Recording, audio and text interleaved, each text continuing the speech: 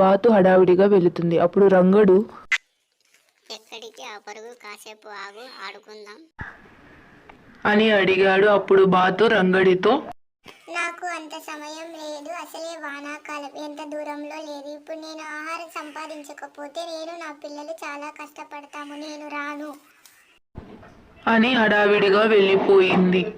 ఏమీ తోచక బయటకు వెళ్ళిన రంగడికి గడ్డి మీద గింజలు తింటున్న కోడిపిల్ల కనిపించింది.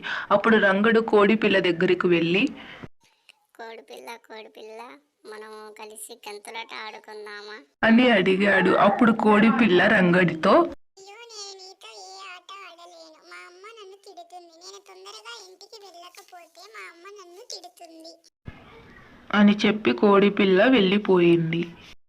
రంగడికి ఎంతో నిరాశ కలిగింది. సరిగ్గా అప్పుడే ఒక ఎద్దు పొలం వైపు వెళ్తూ కనిపించింది. అప్పుడు రంగడు, ఎద్దు మామ నాతో కాసేపు ఆడవా అని అడిగాడు.